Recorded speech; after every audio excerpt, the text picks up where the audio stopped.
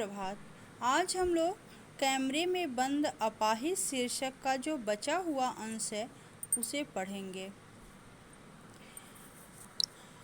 कवि रघुवीर सहाय जी अपाहिज के लिए गए साक्षात्कार को इस पद्यांश में आगे बढ़ाया है।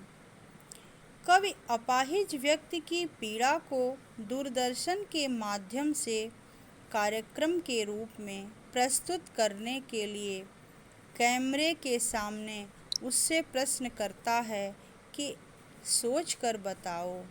यानी कि अपाहिज को जो संचालक है वो बार बार जलील कर देता है और उसे बार बार इसी प्रश्न को बताने के लिए कहता है कि आपका अपाहिजपन आपको कैसा लगता है। फिर कहता है कि सोच कर बताओ, आपको अपाहिज होने के बाद कैसा महसूस होता है।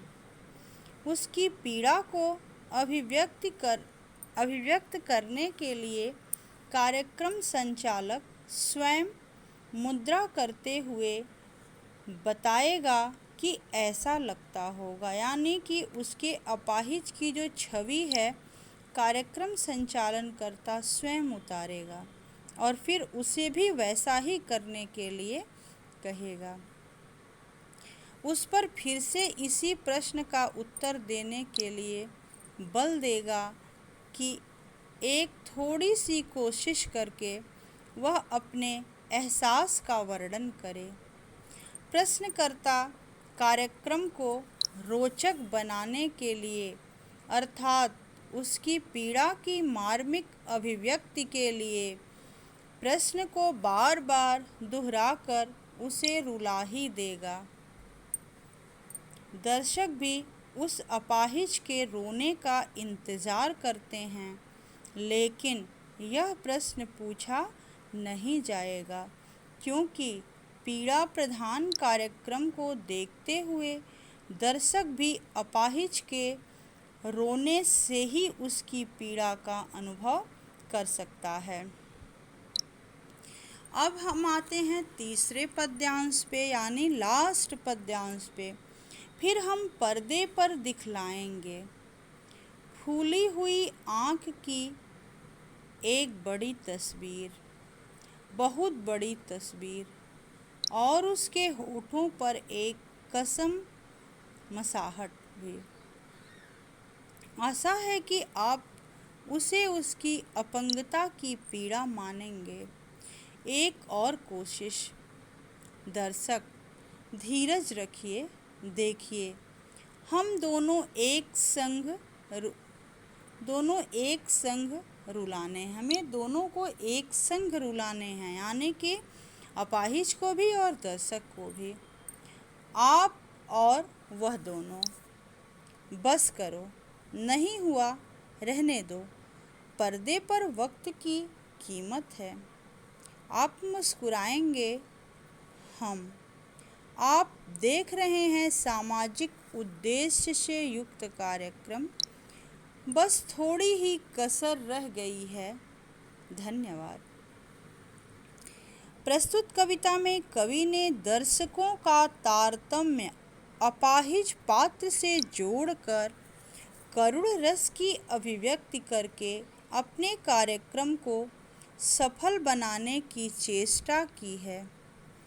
कवि कहते हैं कि कार्यक्रम कर्ता अपाहिज से बार बार प्रश्न करके उसे रोने के लिए बाध्य कर देंगे।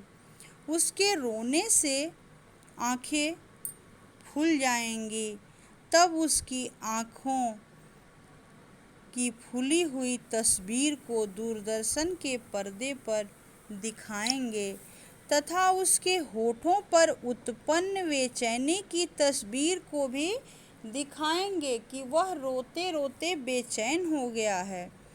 दर्शक उसे उसके अपाहिजपन की पीड़ा समझेंगे। अपाहिजपन की पीड़ा समझेंगे। हम एक और कोशिश करेंगे। दर्शकों धैर्य रखो, हमें दोनों दर्शक और अपाहिज एक साथ रुलाने हैं, यानी कि दर्शक और अपाहिज को एक साथ रुलाने हैं ताकि दर्शकों का भी कार्यक्रम से तारतम्य स्थापित हो सके।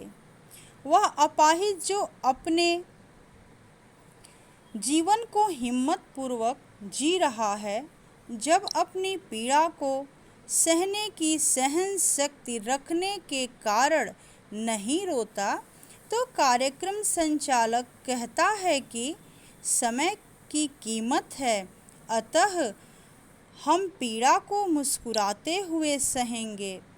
उस कार्यक्रम का अंत करते हुए दर्शकों की ओर मुखातिब होकर कहा कि आप सामाजिक उत्थान से संबंधित कार्यक्रम देख रहे हैं, बस अपाहिज को रुलाने में थोड़ी सी ही कमी रह गई है। तब तक कार्यक्रम की समाप्ति हो जाती है और धन्यवाद।